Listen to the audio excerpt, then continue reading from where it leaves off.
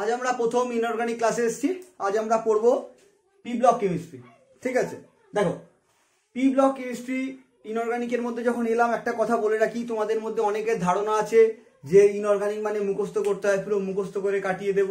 এই ধারণাটা চেঞ্জ না করলে ক্লাসের কিছুই বুঝবে না। তাই এই বদ্ধ ধারণাটা বাড়িতে রেখে ক্লাসটা শুরু করবে। ঠিক আছে, ইনঅর্গানিকও কিন্তু ফিজিক্যাল অর্গানিকের মতো সেম ইন্টারেস্টিং যদি পড়াটা বোঝা যায়। তাই আমাদের জিনিসটাকে বোঝার চেষ্টা করতে হবে। তবে হ্যাঁ, বলে রাখি যে এটা হয়তো 100% বোঝা যায় না, 80% বোঝা যায়, কিছু পোর্শন মুখস্থ করতে হয়। তার মানে এই নয় যে কিছু পোর্শন মুখস্থ করতে হয় বলে আমরা সমস্ত পোর্শনটাকে মুখস্থ হয় বলে কাটিয়ে দেবো। ঠিক আছে, তাহলে ক্লাসটা খুব মন দিয়ে শুনবে। ওকে,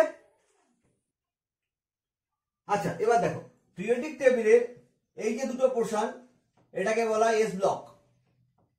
ঠিক আছে, এই পোর্শনটা হচ্ছে ডি ব্লক, আর এই পোর্শনটা হচ্ছে 13 to 18 হচ্ছে পি ব্লক। ওকে, তার মধ্যে 13 আর 14 হচ্ছে ক্লাস 11 এ পড়া হয়ে গেছে। আমরা এখানে 15, 16, 17 আর হচ্ছে 18 পড়বো। ওকে, তাহলে এখন যে প্রশ্নটা আসছে যে 13 থেকে 18 পর্যন্ত এলিমেন্ট গুলোকে পি ব্লক কেন বলছি, why they are resides in P block element, এই মৌলগুলো কেন পি ব্লক, বলতে পারবে কেউ? একটু ভাবো তো, ভেবে বলো। এটা কিন্তু ক্লাস 11 ছিল যে এরা কেন এস ব্লক, এরা কেন ডি ব্লক বা এরা কেন পি ব্লক। কারণ হচ্ছে এদের আউটার মোস্ট ছেড়ে যে ইলেকট্রনটা থাকে সেটা হচ্ছে পি ইলেকট্রন। এই কারণের জন্য এদের পি ব্লক বলা হয়। একই কারণের জন্য এদের ডি ব্লক বলা হয়, কারণ এদের আউটার মোস্ট ছেড়ে যে ইলেকট্রনটা থাকে সেটা হচ্ছে মানে লাস্ট ইলেকট্রনটা ডি ব্লকে থাকে। এর ক্ষেত্রেও লাস্ট ইলেকট্রনটা এস ব্লকে থাকে। ওকে, তাহলে আমরা ইলেকট্রনিক কনফিগারেশন দেখি। যদি কারোর ইলেকট্রনিক কনফিগারেশনে প্রবলেম থাকে তাহলে কিন্তু তাদের 11 এর ক্লাস থেকে ইলেকট্রনিক কনফিগারেশন শিখতে হবে, নইলে খুব মুশকিল। ওকে, ইলেকট্রনিক কনফিগারেশন, ধরো ইলেকট্রনিক কনফিগারেশন আমি নাইট্রোজেন নিচ্ছি। নাইট্রোজেন কত? নাইট্রোজেন 7। তাহলে নাইট্রোজেন 7 হলে কি হচ্ছে 1s2 2s2 2p3। ওকে, এটাকে আমরা হিলিয়াম কোড দিয়ে লিখতে পারি, হিলিয়াম 2s2 2p3। দেখো এর তাহলে যে লাস্ট ইলেকট্রন সেটা কোথায় আছে? পি তে আছে। আচ্ছা, এই হচ্ছে এস ইলেকট্রন আর এই হচ্ছে পি ইলেকট্রন। লাস্ট ইলেকট্রনটা পি ব্লকেই আছে, এই জন্য এদেরকে বলা হচ্ছে পি ব্লক এলিমেন্ট। ওকে, এদেরকে এই জন্য বলা হচ্ছে পি ব্লক এলিমেন্ট। আর পি এর যে তিনটে অরবিটাল আছে সেটা কি কি? পি এক্স, পি ওয়াই আর এটাকে বলা হচ্ছে পি জেড। ওকে, এটা হচ্ছে আমার এদের কেন পি ব্লক বলা হলো আর হচ্ছে ইলেকট্রনিক কনফিগারেশন। এই পর্যন্ত আমরা দেখলাম। এবার আমরা হচ্ছে গ্রুপ 15 এ ডাইরেক্ট ঢুকে যাব, যেখানে আমরা nitrogen, phosphorus, arsenic, antimony, bismuth সম্বন্ধে আলোচনা করব। ওকে, এখন যেটা আলোচনা করছি সেটা হচ্ছে এই যে nitrogen, phosphorus, arsenic, antimony, bismuth, এদের নেচার। ওকে, এটা তোমরা জানো নাইট্রোজেন কি মেটাল, নন মেটাল না মেটালয়েডস, এগুলো সবাই জানো, তাও বলে দিচ্ছি। নাইট্রোজেন হচ্ছে নন মেটাল, নাইট্রোজেন নন মেটাল, ফসফরাস নন মেটাল, আর্সেনিক, অ্যান্টিমনি এটা ছোটবেলা থেকে পড়ে এসছো, মেটালয়েডস। ঠিক আছে, যারা বাংলা মিডিয়াম তাদের বলে দিচ্ছি মেটালয়েডস এর বাংলা নাম হচ্ছে ধাতুকল্প। ঠিক আছে, মেটালয়েডস, মেটালয়েডস, অ্যান্টিমনি মেটালয়েডস, আর বিসমাথ কি পুওর মেটাল। ওকে, মেটাল কিন্তু মেটালিক প্রপার্টিটা কম দেখা যায়, পুওর মেটাল। ওকে, স্টেট, নাইট্রোজেন কি গ্যাস। ঠিক আছে, ফসফরাস কি solid, arsenic solid, antimony solid, bismuth solid. এটা হচ্ছে স্টেট। আচ্ছা, অ্যাটমিক রেডিয়াস, অ্যাটমিক রেডিয়াস তোমরা 10th লেভেল থেকে পড়ে আসছো, ভালো করে দেখো। ডাউনওয়ার্ডস গেলে অ্যাটমিক রেডিয়াস কি হয়? ইনক্রিজ করে না ডিক্রিজ করে? ডাউনওয়ার্ডস গেলে atomic radius always increases, always increases. কারণটা কি বলো? কারণটা কি? কারণটা হচ্ছে যে যত নিচের দিকে নামছি তত কি নাম্বার অফ সেল ইনক্রিজ করছে। নাইট্রোজেনের ক্ষেত্রে কি? নাইট্রোজেন হচ্ছে সেকেন্ড পিরিয়ডে আছে, তাহলে নাইট্রোজেন দেখো নাইট্রোজেন সেকেন্ড পিরিয়ডে আছে। নাইট্রোজেনের ক্ষেত্রে কি হচ্ছে? তার মানে দুটো সেল, এটা হচ্ছে নাইট্রোজেনের জন্য। ফসফরাসের জন্য কটা সেল হচ্ছে? 3টে সেল। একই রকম ভাবে আর্সেনিকের জন্য কটা সেল হচ্ছে? 4টে সেল হচ্ছে। তাহলে ভালো করে দেখো, নাম্বার অফ সেল ইনক্রিজ করলে অটোমেটিক কিন্তু সাইজটা ইনক্রিজ করে যায়।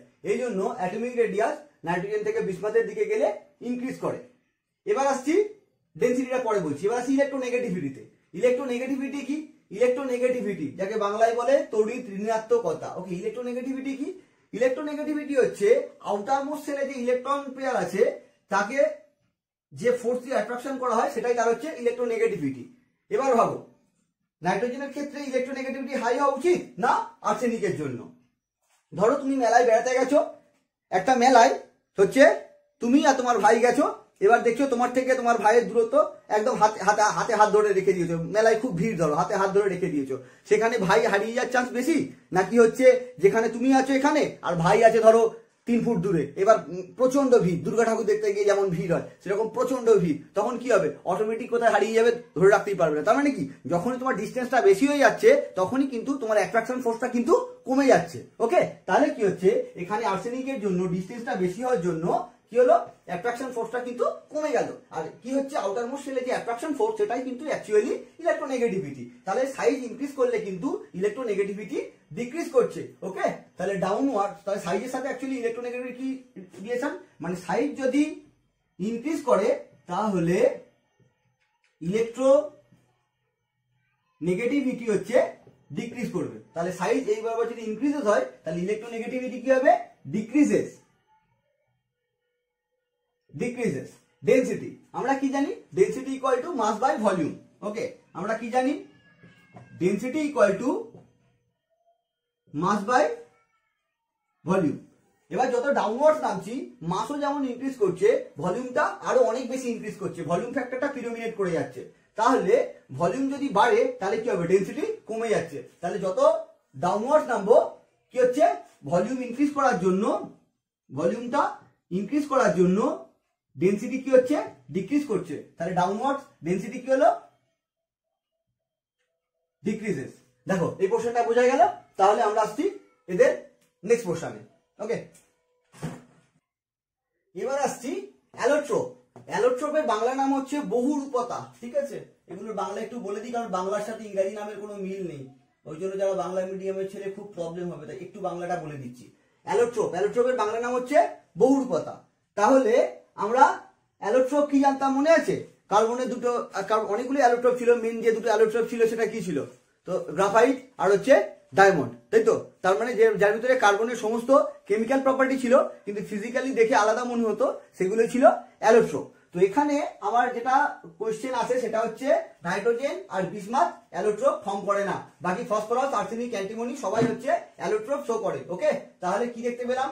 অ্যালোট্রোপে গিয়ে নাইট্রোজেন আর হচ্ছে বিসমাথ ডাজ নট শো অ্যালোট্রোপ। ওকে, তাহলে এটা মাথায় থাকলো যে নাইট্রোজেন আর বিসমাথ হচ্ছে অ্যালোট্রোপ শো করে না। এবার যদি কেউ প্রশ্ন করে কেন, এর কেনর কোনো উত্তর নেই, কারণ হচ্ছে যে এটা হচ্ছে দেখা গেছে এর অ্যালোট্রোপ পাওয়া যায় না, তাই অ্যালোট্রোপ পাওয়া যায় না। তো এটা মাথায় রাখতে হবে, নাইট্রোজেন আর বিসমাথের কোনো অ্যালোট্রোপ নেই। নেক্সট আসছি এখানকার একটা ইম্পর্টেন্ট পোর্শন, খুব ইম্পর্টেন্ট পোর্শন, সেটা হচ্ছে bond strength.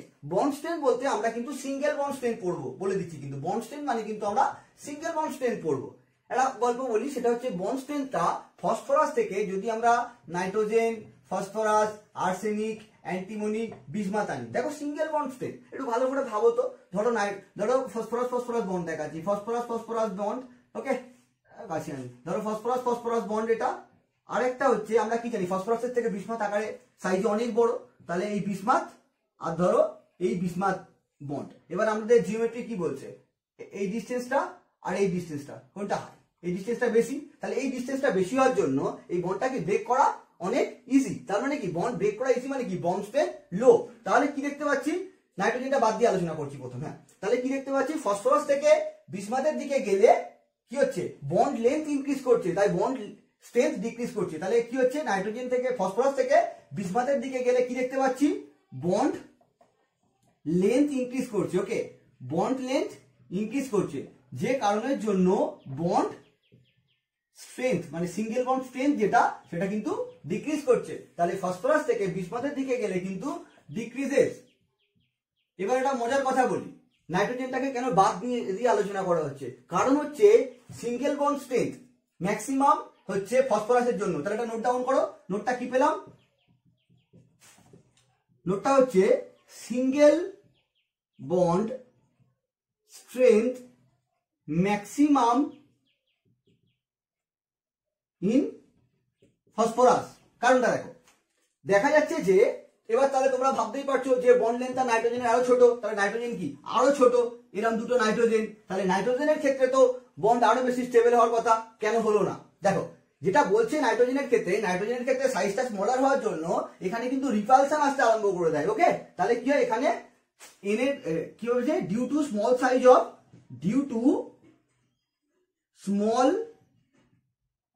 Size of nitrogen repulsion occurs. Okay, তাহলে কি দেখাচ্ছে, এগুলো সব এক্সপেরিমেন্টাল ফ্যাক্ট, বুঝলে তো?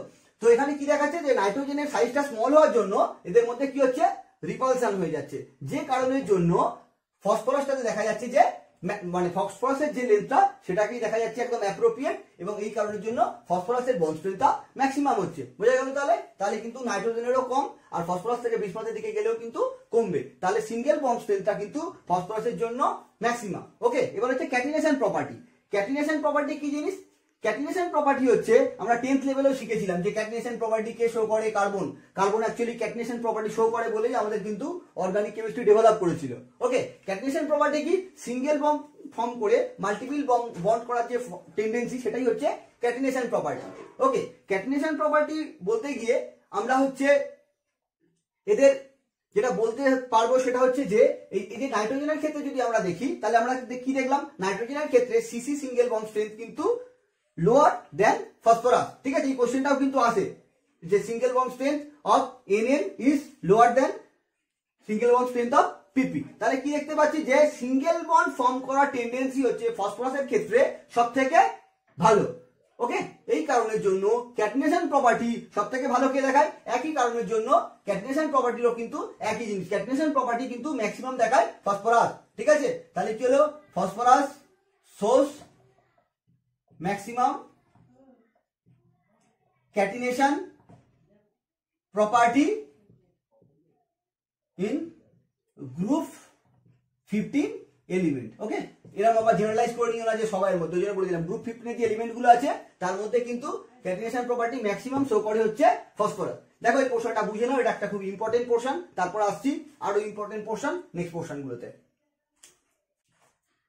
এবার আসছে একটা ইম্পর্টেন্ট পোর্শনে বন্ড ফর্মেশন। ঠিক আছে, বন্ড ফর্মেশনে কি দেখা যাচ্ছে যে নাইট্রোজেনের ক্ষেত্রে সাইজটা হচ্ছে স্মলার। ওকে, নাইট্রোজেনের ক্ষেত্রে কি হচ্ছে, সাইজটা স্মলার, ধরো এই সাইজ ধরে নিলাম, নাইট্রোজেনের জন্য সাইজটা স্মলার, কিন্তু ফসফরাসের জন্য কি হচ্ছে, টাচ হবে না, নাইট্রোজেনের জন্য সাইজটা হচ্ছে স্মলার আর ফসফরাসের জন্য সাইজটা কি হচ্ছে বিগার। এবার দেখো যে সিগমা বন্ডটা ফর্ম করছে, সিঙ্গেল বন্ড মানে কি, সিগমা বন্ড ফর্মেশন, যেমন একটু আগেই দেখে নিলাম সিগমা বন্ড ফর্মেশন কিন্তু নাইট্রোজেনের জন্য একটু টাফ, ফসফরাসের জন্য কিন্তু ইজি। এবার দেখো নাইট্রোজেনের জন্য যে পাই বন্ড ফর্মেশনটা আবার কিন্তু নাইট্রোজেনের জন্য খুব ইজি। পাই বন্ড ফর্মেশন মানে কি, পাই বন্ড ফর্মেশন মানে কিন্তু ল্যাটারাল ওভারল্যাপ। ভালো করে দেখো, নাইট্রোজেন যদি আমি ছবি আঁকি, এটা সিগমা বন্ড হলে এইগুলো কিন্তু পাই বন্ড, এই হচ্ছে পার্সিয়াল ওভারল্যাপিং ঘটে, পাই বন্ড মানে পার্সিয়াল ওভারল্যাপিং ঘটে। ক্লিয়ার করতে পারলাম, এটা হচ্ছে পাই বন্ড। এবার দেখো নাইট্রোজেনের ক্ষেত্রে ধরো পাই বন্ড গুলো এরকম পজিশনে আছে, এটা হচ্ছে ইন কেস অফ নাইট্রোজেন। আর ফসফরাসের ক্ষেত্রে ধরো একটা এরকম জায়গায় আছে আর একটা এরকম জায়গায় আছে, ফসফরাস। ঠিক আছে, কার ক্ষেত্রে ওভারল্যাপিংটা ইজি। ভালো করে ভাবো, এই যে আমরা এখন নতুন ট্রেন্ড চলছে তামিল সিনেমা, সেখানে আমরা কি দেখতে পাই, সেখানে ভিড় বাস রয়েছে, ধরো ভিড় বাসে এরকম হচ্ছে বাসের গ্যাদারিং গুলো ক্লোজ আছে আর এখানে বাসের গ্যাদারিং গুলো কিন্তু অনেকটা ডিস্টেন্সে আছে। তাহলে কি হচ্ছে, যখন নায়ক এখান থেকে এখানে লাভ মারছে, নায়কের এখান থেকে এখানে লাভ মেরে যাওয়াটা দেখো অনেক ইজি। এই কারণের জন্য পাই বন্ড ফর্মেশনও কিন্তু একই রকম ভাবে অনেক ইজি, কিন্তু এখান থেকে এখানে লাভ মারতে গেলে এটা কিন্তু অনেক বেশি টাফ, মাঝখানে এটা পড়ে যাওয়ার সম্ভাবনা থেকে যায়। যে কারণের জন্য পাই বন্ডটা কি হচ্ছে, যত ক্লোজে আসছে তত কিন্তু পাই বন্ড, যেহেতু ল্যাটারাল ওভারল্যাপ হচ্ছে, পাই বন্ড ফর্মেশন করাটা কিন্তু ম্যাক্সিমাম হচ্ছে। এই কারণের জন্য নাইট্রোজেনের ক্ষেত্রে ফসফরাসের তুলনায় নাইট্রোজেনের পাই বন্ড করার টেন্ডেন্সিটা হায়ার হয়। তাহলে কি হচ্ছে, এই জন্য নাইট্রোজেন নিজেদের মধ্যে পাই বন্ড করে কি করে, এন ট্রিপল বন্ড এন হয়ে থাকে, যে কারণে নাইট্রোজেন কিন্তু N2 হিসেবে এক্সিস্ট করে, আর ফসফরাস নিজেদের মধ্যে সিঙ্গেল বন্ড করে ফসফরাস P4 হিসেবে এক্সিস্ট করে। এই প্রশ্নটাও আছে যে why nitrogen exist as N2 but phosphorus exist at P4। তাহলে আমরা কি দেখতে পেলাম যে নাইট্রোজেন হচ্ছে নিজেদের মধ্যে একটা সিগমা বন্ড আর দুটো pi bond triple bond form করে থাকছে, আর ফসফরাস নিজেদের মধ্যে সিগমা বন্ড ফর্ম করে থাকছে। এবার দেখো এই প্রশ্নটা তাহলে আমরা একেবারে শিখে গেলাম। কোশ্চেন 2 যে chemical reactivity of nitrogen is less than that of phosphorus why. তাহলে আমরা কি দেখতে পাচ্ছি যে কেমিক্যাল রিঅ্যাক্টিভিটি অফ নাইট্রোজেন কেন লো, কারণ নাইট্রোজেনের একটা সিগমা বন্ডের সাথে সাথে দুটো পাই বন্ড আছে, সেখানে ফসফরাস শুধুমাত্র সিগমা বন্ড দিয়ে স্টেবিলিটি পাচ্ছে। এই কারণের জন্য নাইট্রোজেনের রিঅ্যাক্টিভিটি হচ্ছে অনেক লো। ক্লিয়ার? এবার এটা গেল আমাদের বন্ড ফর্মেশনের ডিটেলস। এবার দেখো আরেকটা কথা বলে রাখি এখানে, যে এই যে বন্ডিংটা করলো, দেখো আমরা আগেই বলেছিলাম নাইট্রোজেনের কি ছিল 2s2 2p3, এই হচ্ছে s2 আর এই হচ্ছে p3, তার মধ্যে এটা হচ্ছে px, একটা হচ্ছে py আর একটা হচ্ছে pz। এবার দেখো নাইট্রোজেন এই যে পাই বন্ডিংটা করছে এটা হচ্ছে p পাই p পাই বন্ডিং, এই বন্ডিংটাকে বলা হচ্ছে p পাই p পাই বন্ডিং। পাই বন্ডিং অনেক রকমের হতে পারে, হ্যাঁ খেয়াল রাখবে, এটা এখানে হচ্ছে এটা হচ্ছে p পাই p পাই বন্ডিং, এছাড়া p পাই d পাই বন্ডিং হতে পারে, d পাই d পাই বন্ডিং হতে পারে, আসছি প্রশ্নে। এবার দেখো আরেকটা জিনিস বলে রাখি যে হচ্ছে কোভ্যালেন্সি স্টেট। ওকে, কোভ্যালেন্সি স্টেট এই প্রশ্নটা জানাটা খুব জরুরি। কোভ্যালেন্সি স্টেট এটাও খুব important portion. Covalency state, covalency state ধরো নাইট্রোজেনের ক্ষেত্রে কি দেখতে পাচ্ছি, নাইট্রোজেন কি আছে সেকেন্ড পিরিয়ডে আছে, ভালো করে মাথায় রাখবে, এটা কিন্তু খুব ইম্পর্টেন্ট পোর্শন বোঝাতে চলেছি। নাইট্রোজেন কি আছে সেকেন্ড পিরিয়ডে আছে, আর ফসফরাস কি আছে থার্ড পিরিয়ডে আছে। এবার দেখো ভ্যাকেন্ট ডি অরবিটাল, মানে ডি অরবিটাল কোন পিরিয়ড থেকে স্টার্ট হয়, ক্লাস 11 এর প্রশ্ন জিজ্ঞেস করলাম, ভেবে বলতে পারবে কেউ ডি অরবিটাল কোন পিরিয়ড থেকে স্টার্ট হয়?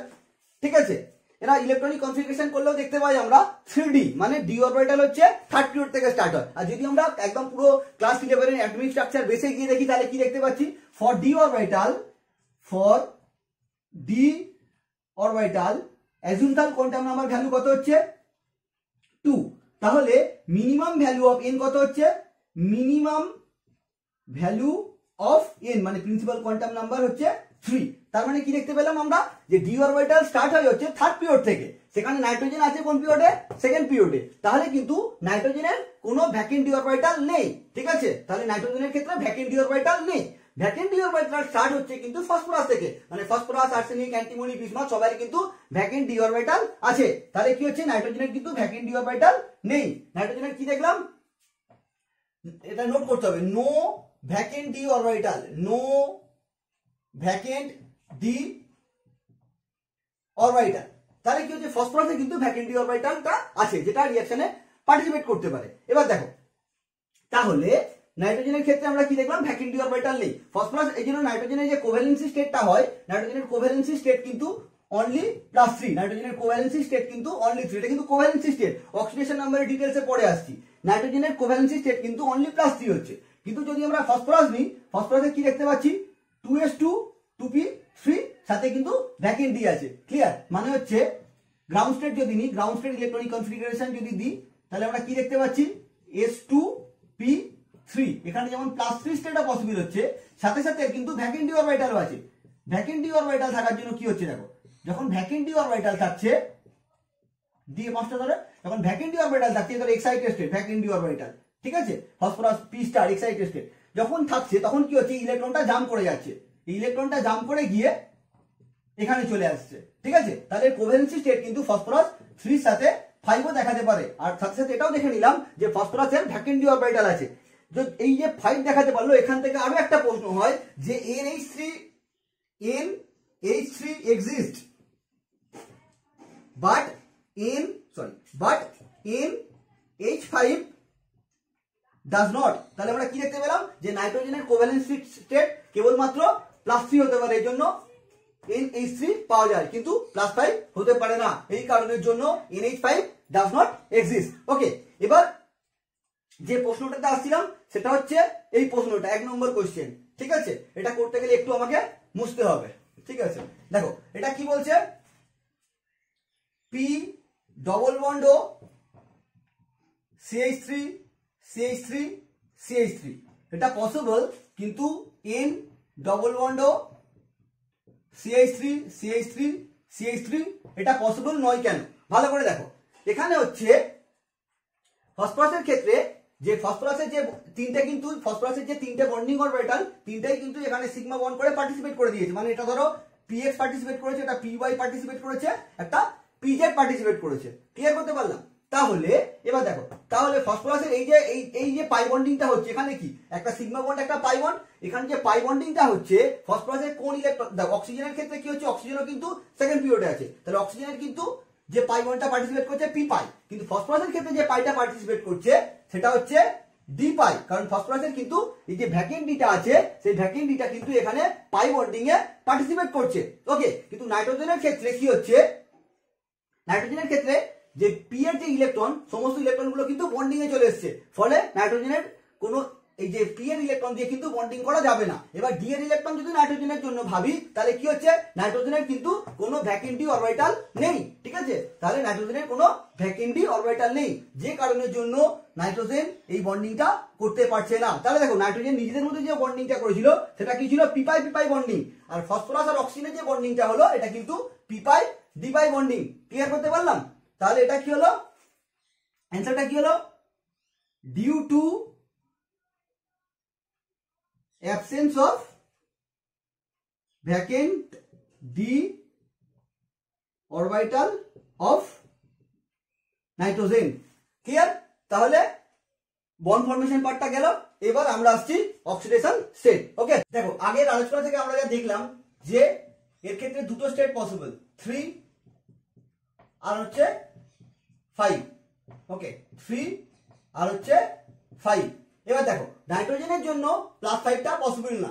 কেন পসিবল না বলেছিলাম, এটা কিন্তু কোভ্যালেন্সি স্টেট বলছি, অক্সিডেশন স্টেট কিন্তু কোভ্যালেন্সি স্টেট ছাড়া কোঅর্ডিনেশন বন্ডিং এর মাধ্যমেও আসতে পারে, সেগুলো আসছি। দেখো একটা জিনিস তাহলে বলেও দিই, নাহলে এখনই কোভ্যালেন্সি স্টেট আর নরমাল স্টেটের মধ্যে পার্থক্য বুঝতে পারবে না। ধরো 2s2 2p3 নাইট্রোজেনের জন্য, তাহলে এটা হচ্ছে s2, এটা হচ্ছে p3, তাহলে এই p3 দিয়ে কিন্তু এটা কিন্তু তিনটে কোভ্যালেন্ট বন্ড জেনারেট করছে, তিনটে কোভ্যালেন্ট বন্ড জেনারেট করছে, আর এই যে লোন পেয়ারটা থাকছে, লোন পেয়ারটা দিয়ে কিন্তু কোঅর্ডিনেট বন্ড জেনারেট করছে, ঠিক আছে, কোঅর্ডিনেট বন্ড জেনারেট করছে। তাহলে নাইট্রোজেন কিন্তু এটা কখন জেনারেট করছে, ধরো NH4+ এর জন্য 4টে বন্ড জেনারেট করছে, 3টে কোভ্যালেন্ট বন্ড আর এটা হচ্ছে কোঅর্ডিনেট বন্ড, ঠিক আছে। এবার দেখো যেটা বলছিলাম আগেটা থেকে, কোভ্যালেন্সি স্টেট নাইট্রোজেনের ক্ষেত্রে কিন্তু +5 স্টেটটা পসিবল না। কেন পসিবল না বলে দিয়েছিলাম, বলো, due to absence of vacant d orbital. এবার দেখো আরেকটা ব্যাপার আছে, বিসমাথের ক্ষেত্রেও কিন্তু +5 পসিবল না। এটার কারণ কি, এটা হচ্ছে due to inert pair effect, due to inert pair effect. দেখো ইনার্ট পেয়ার এফেক্ট কি একটু ডিটেইলসে বলে দিই, এটা ক্লাস 11 ছিল, কতটাকে শিখেছো আমি জানি না। Inert pair effect, what is inert pair effect? Inert pair effect বলছে যত আমরা ডাউনওয়ার্ডস নামবো ইনার্ট পেয়ার এফেক্টটা তত ইনক্রিজ করছে। এই জায়গাটা এসে যখন আমরা গ্রুপ 6 এ পিরিয়ড 6 এ চলে আসছি, তখন আমরা কি দেখতে পাচ্ছি, তখন ইনার্ট পেয়ার এফেক্টটা ম্যাক্সিমাম এফেক্ট নিয়ে নিচ্ছে। তখন কি হচ্ছে, এই যে S2টা আছে, হোয়াট ইজ ইনার্ট পেয়ার এফেক্টটা, এই যে S2টা আছে, আমরা কি দেখেছিলাম বলতো, ডি তে যে জাম্প করছিল, এসিড ইলেকট্রনটা জাম্প করে ডি তে যাচ্ছিল, এই জন্য তো কোভ্যালেন্সি 5 জেনারেট করছিল। এবার কি হচ্ছে, ইনার্ট পেয়ার এফেক্ট মানে এই পেয়ারটাকে ওরা ইনার্ট বানিয়ে দিল, এই পেয়ারটাকে কি করে দিল, ইনার্ট বানিয়ে দিল, এই পেয়ারটাকে ইনার্ট বানিয়ে দিল। তাহলে এই পেয়ারটা কিন্তু আর রিঅ্যাকশনে পার্টিসিপেট করলো না, যে কারণের জন্য +5 স্টেটটা পাওয়া গেল না, ঠিক আছে, এটাকে বলা হচ্ছে ইনার্ট পেয়ার এফেক্ট। তাহলে বিসমাথ হচ্ছে +5 স্টেট শো করলো না, কিসের জন্য, due to inert pair effect. Okay, তাহলে এখানে একটা খুব মজার প্রশ্ন আছে, হোয়াই, খুব ইম্পর্টেন্ট প্রশ্ন, why Bi5 act as strong oxidizing agent। দেখো why Bi5 act as strong oxidizing agent, এই প্রশ্নের উত্তর তোমরাই দিতে পারবে। অক্সিডাইজিং এজেন্ট মানে কি, অক্সিডাইজিং এজেন্ট মানে যে নিজে রিডিউস হয়ে গিয়ে অন্যকে অক্সিডাইজ করবে। আমরা কি জানি, Bi এর +5 স্টেট স্টেবল নয়, কারণ কি, ইনার্ট পেয়ার এফেক্ট। তাহলে Bi সবসময় কি চাইছে, +5 থেকে +3 তে কনভার্ট হয়ে যাব, মানে নিজে কি হচ্ছে, নিজে রিডিউস হতে চাইছে। তাহলে নিজে রিডিউস হলে অন্যকে কি করবে, অক্সিডাইজ করবে। এই কারণের জন্য Bi5 act as strong oxidising agent. এই পোর্শনটা বোঝা গেল। এই পোর্শনটা যদি বোঝা হয়ে যায়, এবার হচ্ছে আমরা কি দেখব, যে অ্যাকচুয়ালি আরেকটা জিনিস একটু বলি, গ্রুপ 15 মানে হচ্ছে বাইরে কটা ইলেকট্রন আছে, ভ্যালেন্স ইলেকট্রন কটা আছে, ভ্যালেন্স ইলেকট্রনস হচ্ছে 5। এবার দেখো ভ্যালেন্স ইলেকট্রন 5, একদম ছোটবেলার কনসেপ্টে চলে যায়। তাহলে এর ক্ষেত্রে দুটো জিনিস পসিবল, একটা কি, 5টা ইলেকট্রন পুরো ছেড়ে দেওয়া, মানে একটা হচ্ছে +5 স্টেট আর একটা হচ্ছে 3টে ইলেকট্রন নিয়ে নেওয়া, মানে -3 স্টেট। তার মানে কি দেখতে পেলাম, গ্রুপ 15 এর এলিমেন্ট হচ্ছে -5 থেকে, মানে যদি পারে, যদি চান্স থাকে তো -3 থেকে +5 অবধি সমস্ত অক্সিডেশন স্টেট শো করতে পারে, এবং এটা একজন পারেও, তার নাম হচ্ছে নাইট্রোজেন। তাহলে আমরা নেক্সট যে এক্সাম্পলে আসছি সেখানে দেখব যে নাইট্রোজেনের -3 থেকে +5 স্টেটের অক্সিডেশন স্টেটের যে কম্পাউন্ড গুলো আছে, এটা কিন্তু আমাদের জেই বা লিডের জন্য খুব ইম্পর্টেন্ট। এবার দেখো নাইট্রোজেনের যে অক্সিডেশন স্টেট গুলো ছিল কি কি, -3, -2, -1, 0, +1, +2, +3, +4, +5। তাহলে নাইট্রোজেনের যে ম্যাক্সিমাম অক্সিডেশন স্টেট সেটা কি আছে, +5। সেটা যদি কোনো অক্সাইড দেখায় সেটা কি দেখাতে পারে, N2O5। আর ম্যাক্সিমাম স্টেটে যে অ্যাসিডটা দেখায় সেটা হচ্ছে HNO3। এটা আমাদের পরে খুব কাজে লাগবে, ওই জন্য এটা দিয়ে স্টার্ট করলাম। এবার দেখো -3 তে কি আছে, NH3 মানে হচ্ছে অ্যামোনিয়া। -2 তে কি আছে, N2H4 মানে NH2। এটা অর্গানিকে আমাদের খুব কাজে লাগে। NH2 এর নাম কি জানো, এর নাম হচ্ছে হাইড্রাজিন। এটা হচ্ছে অ্যালডিহাইড কিটোন চ্যাপ্টারে এই কম্পাউন্ডটা খুব কাজে লাগবে। আচ্ছা, ঠিক তেমনি এটাও খুব ইম্পর্টেন্ট, অ্যালডিহাইড কিটোনে খুব কাজে লাগবে। -1 এ NH2OH এর নাম হচ্ছে হাইড্রক্সিল অ্যামিন। এর নাম হচ্ছে হাইড্রক্সিল অ্যামিন। ওকে, এটাও অ্যালডিহাইড কিটোনে আমাদের খুব কাজে লাগবে। নেক্সট 0 স্টেটে আছে N2। এবার +1 স্টেট থেকে যেগুলো আছে সেগুলো সব অক্সাইড। দেখো +1 স্টেটে আছে N2O, যাকে আমরা বলি লাফিং গ্যাস, নাইট্রাস অক্সাইড। হ্যাঁ, লাফিং গ্যাস। +2 তে আছে NO, নাইট্রিক অক্সাইড। +3 তে কি আছে, N2O3, এটা হচ্ছে ব্লু কালার লিকুইড। নোট করবে, হ্যাঁ, এগুলো কিন্তু খুব কোশ্চেন দেয়। N2O3 হচ্ছে ব্লু কালার লিকুইড। +4 NO2, এটা ডাইমারাইজ করে গিয়ে থাকে N2O4, এটা হচ্ছে ইয়েলিশ ব্রাউন কালার গ্যাস। ওকে, ইয়েলিশ ব্রাউন কালার গ্যাস। আর +5 এ থাকে N2O5 আর HNO3। ঠিক আছে, এটা একদম পুরো মুখস্থ করে ফেলবে। ওকে, এবার আমরা আসছি নেক্সট পোর্শনে। দেখো এখন যে পোর্শনটা আসছি সেটা হচ্ছে এখানকার একটা ইম্পর্টেন্ট এবং খুব ইজি পোর্শন। হ্যাঁ, খুব মন দিয়ে শুনবে। Thermal stability. থার্মাল স্টেবিলিটি মানে কি, আমাকে দেখতে হবে যে মেটাল আর হাইড্রোজেন বন্ড, যেটা মানে nitrogen hydrogen bond, phosphorus hydrogen bond, কোন বন্ডটা বেশি স্ট্রঙ্গার। ভালো করে খেয়াল করো, যদি নাইট্রোজেন হাইড্রোজেন বন্ড দেখি, মানে নাইট্রোজেনের সাইজ এরকম হলে হাইড্রোজেনের সাইজ আরো স্মলার। আর যদি বিসমাথ দেখি তাহলে কি হচ্ছে, এই হচ্ছে আমার বিসমাথ আর হচ্ছে হাইড্রোজেন বন্ড। ওকে, এটা হচ্ছে বিসমাথ হাইড্রোজেন বন্ড। এবার ভালো করে দেখো, এই যে বন্ড লেন্থ পোর্শনটা কি হচ্ছে, বিসমাথ হাইড্রোজেনের ক্ষেত্রে বন্ড লেন্থটা অনেক বেড়ে যাচ্ছে। বন্ড লেন্থ বেড়ে যাওয়া মানে কি, বন্ড লেন্থ বেড়ে যাওয়া মানে কিন্তু বন্ডটার স্টেবিলিটি কমে যাচ্ছে। তাহলে থার্মাল স্টেবিলিটি কিন্তু বিসমাথের জন্য সবথেকে লো। তাহলে কি দেখতে পাচ্ছি, থার্মাল স্টেবিলিটি যত নিচের দিকে নামছি তত ডিক্রিজ করছে। আশা করছি কারণটা সবার বোঝা গেছে। থার্মাল স্টেবিলিটি কি হচ্ছে, ডিক্রিজেস। ওকে, এবার দেখো লুইস বেসিসিটি। ঠিক আছে, লুইস বেসিসিটি পরে আসছি। রিডিউসিং ক্যাপাসিটি আসছি। রিডিউসিং ক্যাপাসিটি কি, রিডিউসিং ক্যাপাসিটি হচ্ছে যে যত ভালো হাইড্রোজেন ডোনেট করতে পারবে সে তত ভালো হচ্ছে রিডিউসিং এজেন্ট। ওকে, কারণ কি, কারণ হচ্ছে হাইড্রোজেন ছেড়ে যাওয়া মানে হচ্ছে অক্সিডাইজ হওয়া। যে নিজে অক্সিডাইজ হবে সে অন্যকে তত ভালো রিডিউস করতে পারবে। এবার দেখো তাহলে কি হচ্ছে, BH বন্ডটা ভালো করে খেয়াল করো, BH বন্ডটা সবথেকে উইক। তার মানে কি, এইচটা বেরিয়ে যাওয়ার টেন্ডেন্সি কার জন্য ইজি, BI এর জন্য। BH বলছি, সরি, BIH যে বন্ডটা দেখতে পাচ্ছি, বন্ডটা হচ্ছে সবথেকে উইক। তার মানে কি, BIH এর জন্য এইচটা বেরিয়ে যাওয়াটা সবথেকে ইজিয়েস্ট। তার মানে কি হচ্ছে, রিডিউসিং ক্যাপাসিটি হচ্ছে যত নিচের দিকে নামছি তত ইনক্রিজ করছে, কারণ যে যত ভালো হাইড্রোজেনটাকে ছেড়ে দিতে পারছে তার রিডিউসিং ক্যাপাসিটি তত হাই হচ্ছে। তাহলে কি দেখতে পেলাম, রিডিউসিং ক্যাপাসিটি উপর থেকে নিচের দিকে নামলে ইনক্রিজেস। ওকে, এবার আসছি লুইস বেসিসিটি। লুইস বেসিসিটি কি জিনিস, লুইস বেসিসিটি হচ্ছে এর জন্য স্ট্রাকচার জানাটা খুব জরুরি। স্ট্রাকচারটা কি, স্ট্রাকচারটা হচ্ছে এরকম দেখতে হয়, এই হচ্ছে স্ট্রাকচার।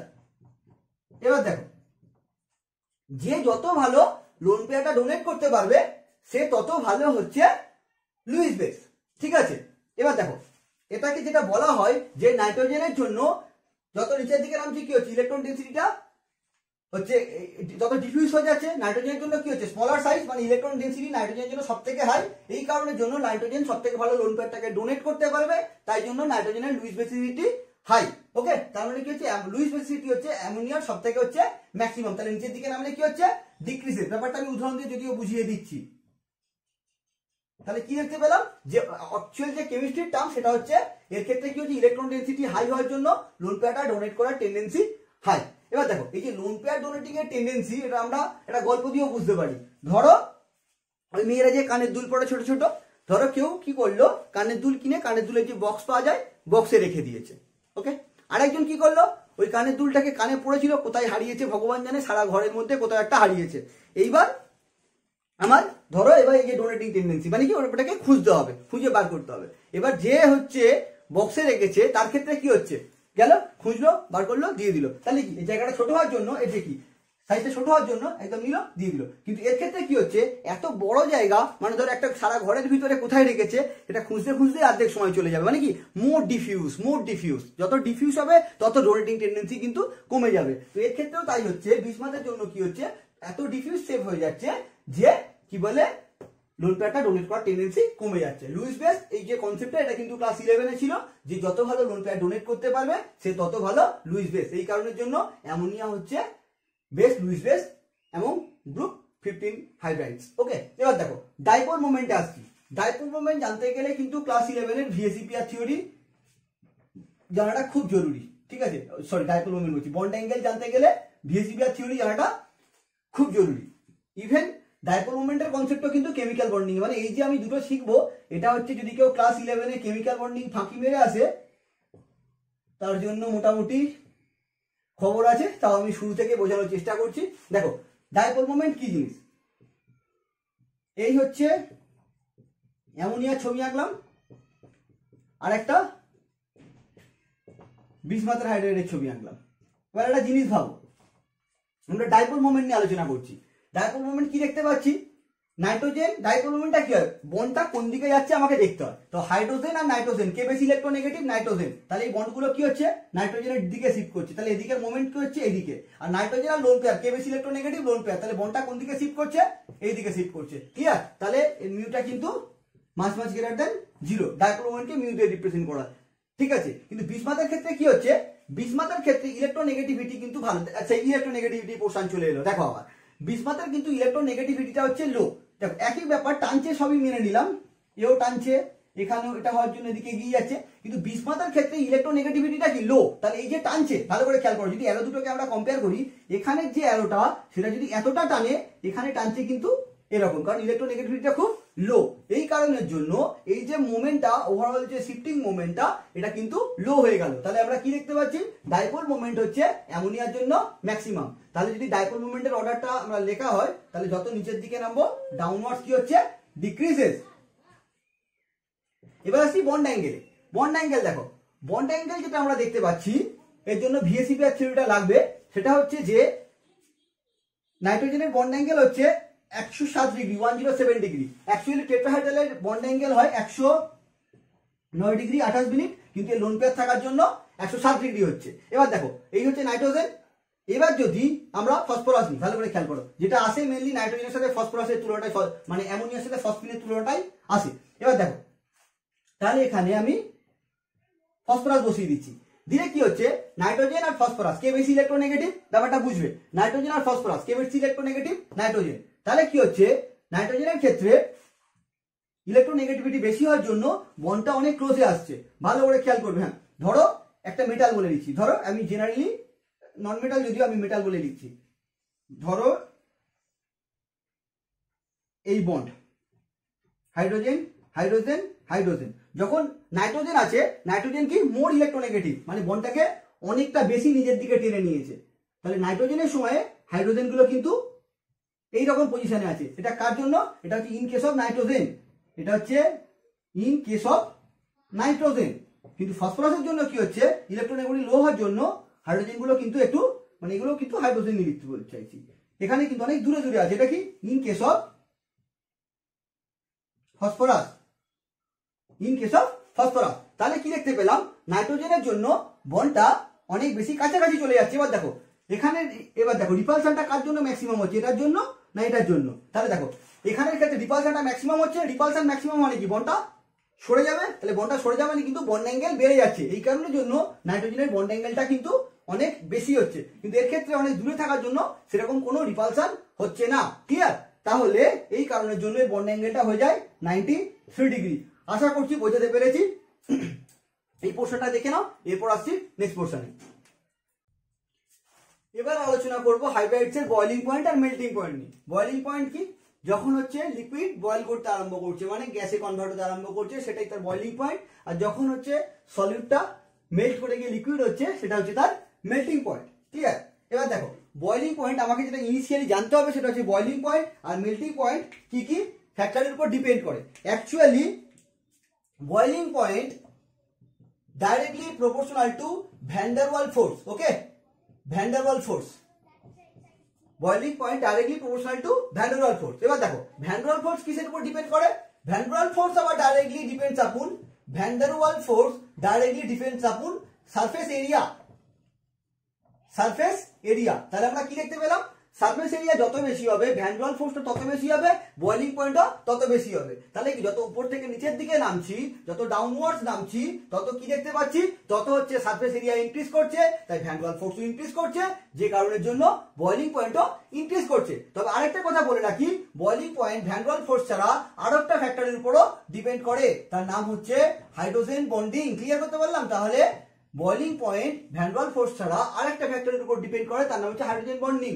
এবং আমরা এটাও জানি যে hydrogen bonding is more stronger than van der Waal force. ঠিক আছে, এটাও আমরা কেমিক্যাল বন্ডিং এ শিখেছিলাম যে হাইড্রোজেন বন্ডিং কিন্তু ভ্যান ডার ওয়াল ফোর্সের থেকে অনেক বেশি স্ট্রঙ্গার ফোর্স। ক্লিয়ার? এবার দেখো হাইড্রোজেন বন্ডিং যখনই আমরা দেখলাম, এটা আমাদের পুরো গ্রুপটা স্টাডি করতে খুব সুবিধা হবে। আমাদের জেনে নেওয়া উচিত যে হাইড্রোজেন বন্ডিং কে কে করতে পারে। হাইড্রোজেন বন্ডিং তিনটে নন মেটাল করতে পারে। কে কে? একটা হচ্ছে ফ্লুরিন, একটা হচ্ছে অক্সিজেন, আর একটা হচ্ছে নাইট্রোজেন। সব থেকে ভালো করে কে? ফ্লুরিন, তারপর অক্সিজেন, তারপর নাইট্রোজেন। এটা জেনে নেবে, তাহলে কি হবে কোথায় হাইড্রোজেন বন্ডিং আছে গেস করতে অনেক সুবিধা হবে। নইলে কি হবে, ওই বাকিদের মতো বলবে কেমিস্ট্রি মানি এক্সেপশন, কেমিস্ট্রি মানি এক্সেপশন। আরে যেখানে সেখানে হাইড্রোজেন বন্ডিং আসে না বস, আমাকে দেখতে হবে যে ফ্লুরিন, অক্সিজেন, নাইট্রোজেন আছে কিনা। ক্লিয়ার করতে পারলাম?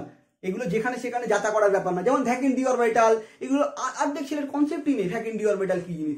আর প্রশ্ন বলে যেখানে সেখানে নাকি ভ্যাকুয়াম ডি অরবিটাল দিয়ে দেওয়া হয়। এটা কি সম্ভব? কার ভ্যাকুয়াম ডি অরবিটাল আছে বা কার নেই সেটা তো আমাকে জাজ করতে হবে, তার জন্য তো কেমিস্ট্রি বুঝতে হবে, নইলে ওরকম কথাই বলতে হবে। ক্লিয়ার?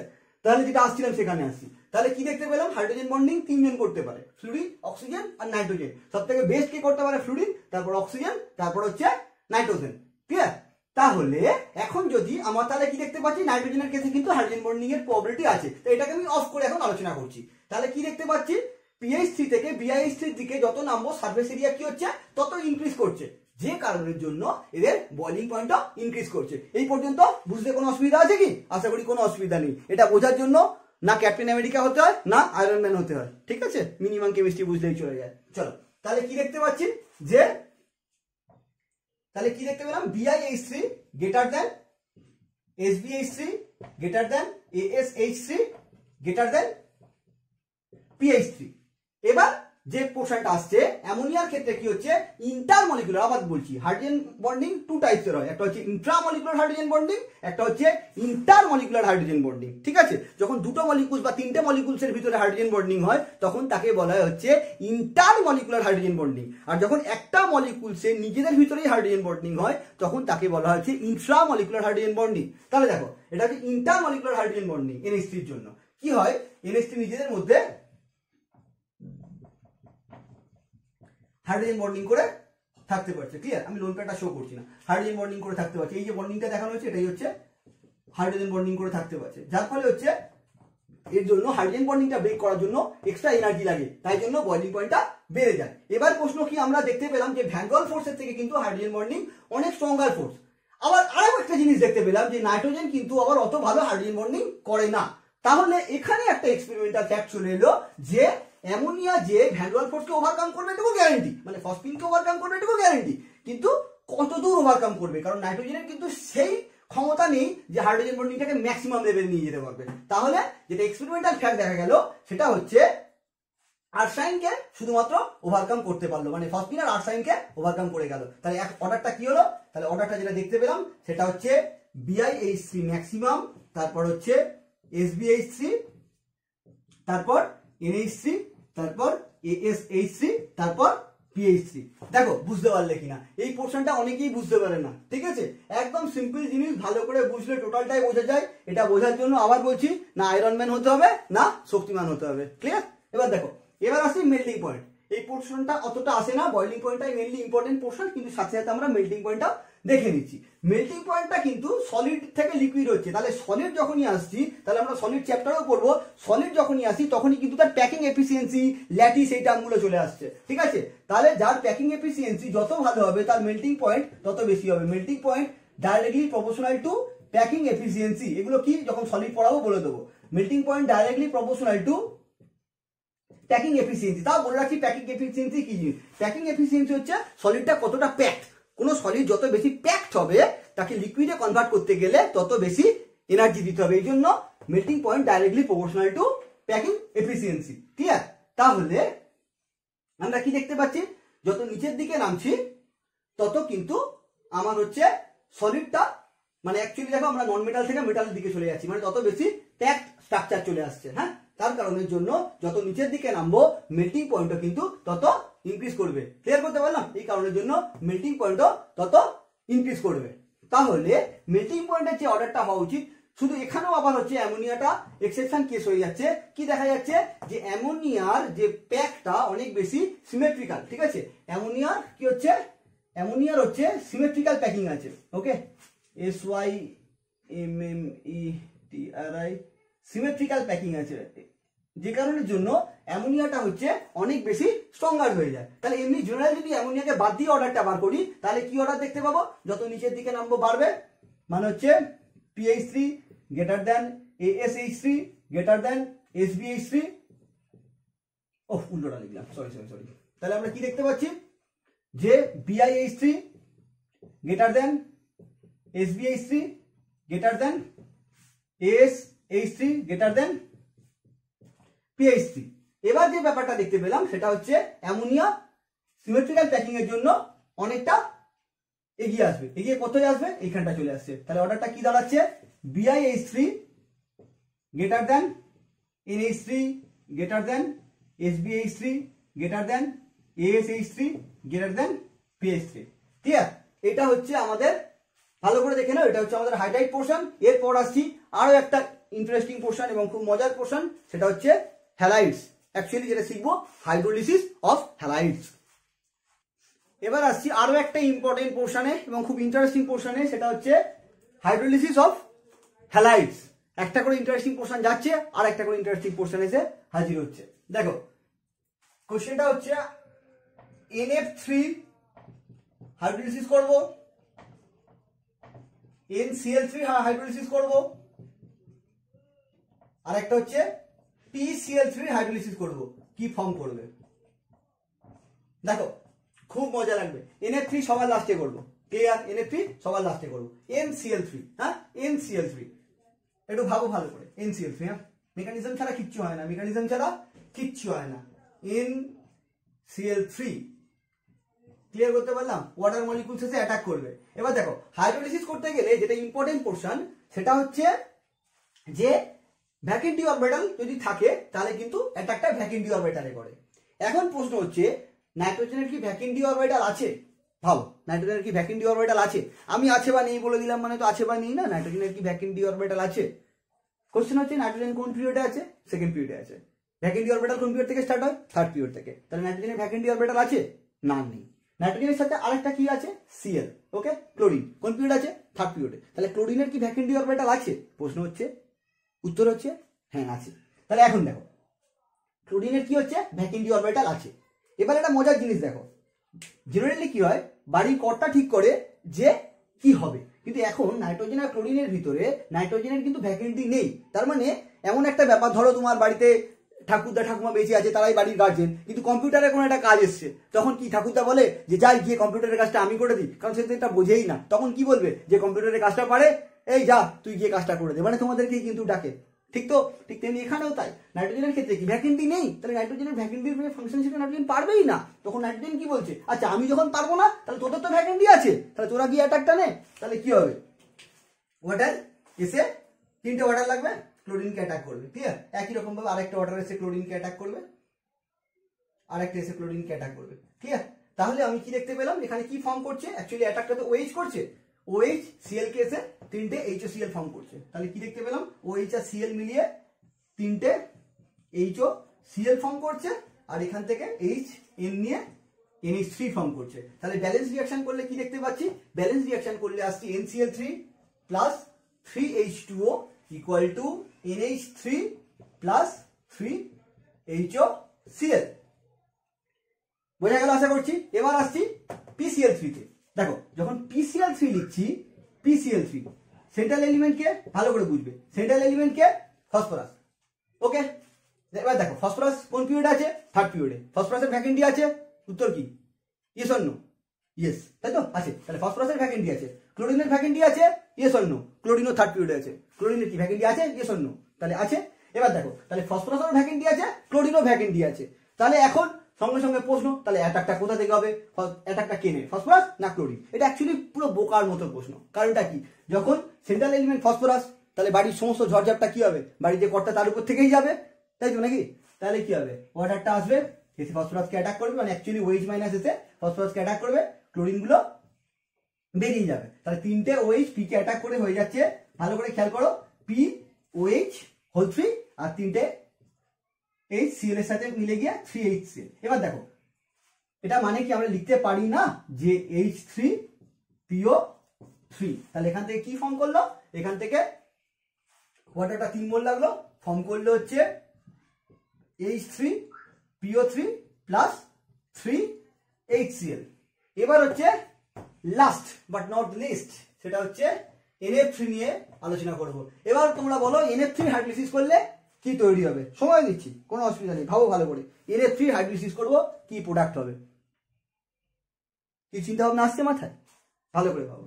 NF3 NF নাইট্রোজেন কোন পিরিয়ডে আছে, চলো আমি বলে দিচ্ছি কোন পিরিয়ডে আছে, সেকেন্ড পিরিয়ডে আছে। ওকে, নাইট্রোজেন কোন পিরিয়ডে আছে, সেকেন্ড পিরিয়ডে আছে। সঙ্গে সঙ্গে কোশ্চেন, ভ্যাকেন্টি আছে, ইয়েস অর নো? উত্তর হচ্ছে নো। দেখো ফ্লুরিন কোন পিরিয়ডে আছে, ভালো করে ভাবো, কোন পিরিয়ডে আছে, সেকেন্ড পিরিয়ডে আছে। এখন কোশ্চেন, ভ্যাকেন্টি আছে, yes or no? Yes or no? No. তাহলে কি হলো, নাইট্রোজেনের ক্ষেত্রে ভ্যাকেন্টি নেই, ফ্লুরিনের ক্ষেত্রে ভ্যাকেন্টি নেই। তাহলে ওয়াটারটা এসে কাকে অ্যাটাক করবে, অ্যাটাক পসিবল? পসিবলই না। তাহলে কি হলো, NF3 হাইড্রোলাইসিস হয় না, নো রিঅ্যাকশন। তাহলে এই কোশ্চেনটাও আসে। আশা করি বোঝাতে পারলাম যে NF3 কেন হাইড্রোলাইসিস হয় না। এটা হচ্ছে হাইড্রোলাইসিস অফ হ্যালাইডস, খুব ইম্পর্টেন্ট পোর্শন। বেশি করে যারা ওয়েস্ট বেঙ্গল বোর্ডে পড়ছো তাদের জন্য কিন্তু এটা খুব ইম্পর্টেন্ট পোর্শন, প্রায় প্রতি বছরই আসে। ক্লিয়ার, ভালো করে বুঝবে, ঠিক আছে। এরপর আসছি অক্সাইড অফ নাইট্রোজেন। ওকে, দেখো অক্সাইডস অফ নাইট্রোজেনের ডিটেলসে আসার আগে জানা উচিত যে গ্রুপ 15 এলিমেন্টস গুলো কি কি অক্সাইড ফর্ম করে। এদের মেইনলি যে অক্সিডেশন স্টেট জেনারেট করে সেটা হচ্ছে +3 আর +5। ওকে, তাহলে এই কারণের জন্য এটা হচ্ছে এই P2O3 P2O5 এর মতো বাকিগুলো জেনারেট করে। কিন্তু মজার ব্যাপার হলো যত নিচের দিকে যাচ্ছি তত কিন্তু এই যে ম্যাক্সিমাম অক্সিডেশন স্টেট সেটা না হয়ে এরা কিন্তু অক্সো হ্যালাইড ফর্ম করে। নাইট্রোজেনটা তো বলে দিয়েছিলাম, এদের ক্ষেত্রে কিন্তু নিচের দিকে অক্সো হ্যালাইড ফর্ম করে। জাস্ট এটা জেনে রাখো। আর আরেকটা কথা বলে দিই, সেটা হচ্ছে যে এই কোশ্চেনটা একবার এসেছিল, সেটা হচ্ছে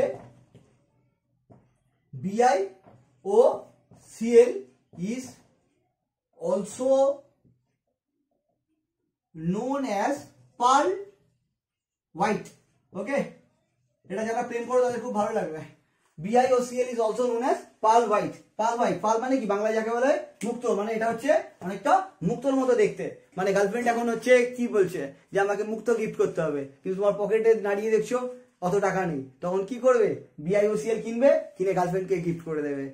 ঠিক আছে, তবে অবশ্যই যেন গার্লফ্রেন্ড কেমিস্ট্রি ব্যাকগ্রাউন্ডের না হয়, তাহলে কিন্তু ধরা পড়ে যাবে। ওকে, তাহলে কি করবে, BiOCl is also known as pearl white। ঠিক আছে, ইয়ার কি মারলাম, সিরিয়াসলি নিয়ে নিই না যেন। ওকে, তাহলে BiOCl কে আমরা কিন্তু pearl white বলি, কারণ এটা অনেকটা পার্লের মতো দেখতে। ওকে, এবার আমরা আসছি অক্সাইডস অফ নাইট্রোজেন। এখন পড়তে চলেছি গ্রুপ 15 পার্ট 1 এর last portion, oxides of nitrogen. কি কি ছিল বলতো অক্সাইডস অফ নাইট্রোজেন, তোমাদের মনে থাকার কথা, N2O, NO, N2O3, তারপর ছিল NO2 যেটা ডাইমারাইজ করে গিয়ে ফর্ম করে N2O4, আর হচ্ছে N2O5। তার মধ্যে জানা উচিত এটা হচ্ছে নিউট্রাল। ওকে, এটা হচ্ছে নিউট্রাল, এটাও কিন্তু নিউট্রাল, মানে প্রথম দুটো হচ্ছে নিউট্রাল, আর তারপরের অক্সিডেশন নাম্বার থেকে শুরু হচ্ছে অ্যাসিডিক। ওকে, অ্যাসিডিক, এটা হচ্ছে অ্যাসিডিক, এটা হচ্ছে অ্যাসিডিক। ক্লিয়ার? তাহলে প্রথম দুটো নিউট্রাল, পরের তিনটে কিন্তু অ্যাসিডিক। যখনই অ্যাসিডিক এলো, কোনো অক্সাইড অ্যাসিডিক মানে কি, সেটা ওয়াটারে যখন রিঅ্যাকশন করবে ওয়াটারের সাথে তখন কিন্তু এটা অ্যাসিড ফর্ম করবে। তাহলে ওয়াটার দিলে কি হয় দেখি, এটাতেও ওয়াটার দেবো, এটাতেও ওয়াটার দেবো, এটাতেও ওয়াটার দেবো। দেখো অক্সিডেশন স্টেট যেই বলেছিলাম না, ম্যাক্সিমাম অক্সিডেশন স্টেট, যখন ম্যাক্সিমাম অক্সিডেশন স্টেট থাকবে তখন সে যে অক্সাইডটা ফর্ম করবে সেটা সবসময় তার কিন্তু ম্যাক্সিমাম অক্সিডেশন স্টেট থাকবে। ওকে, তাহলে N2O3 কিন্তু ম্যাক্সিমাম নেই, প্লাস টি আছে, ওই জন্য এটা ফর্ম করে হচ্ছে HNO2। কত বোঝার আছে দেখো। আর এর ক্ষেত্রে কি হচ্ছে, ম্যাক্সিমাম অক্সিডেশন স্টেট থাকে, তাহলে এও যে অ্যাসিডটা ফর্ম করবে তার জন্য ম্যাক্সিমাম অক্সিডেশন স্টেট থাকে। ওকে, তাহলে এর ক্ষেত্রে কি হলো HNO2, এর ক্ষেত্রে হলো HNO3। পুরো ক্লিয়ার? কি কোনো রকেট সায়েন্স আছে এর ভিতরে? নেই তো? ক্লিয়ার? আচ্ছা দেখো, আর এখানে কি হবে এর ক্ষেত্রে, তার মানে যেহেতু মিডিয়ামে আছে দুটো পসিবিলিটি থেকে গেল, mixture of HNO2 and HNO3। এই হলো আমাদের অক্সাইডস অফ নাইট্রোজেন পোর্শন। ঠিক আছে, তাহলে আমাদের যে জেনারেল অ্যানালিসিস সেটা এই পার্ট 1 ছিল, এটা কমপ্লিট হলো। এরপর আসবো পার্ট 2 নিয়ে, যেখানে আমরা পড়বো নাইট্রোজেন ফ্যামিলি। আশা করছি কাজটা ভালো লেগেছে, তোমরা এনজয় করেছো। Thank you.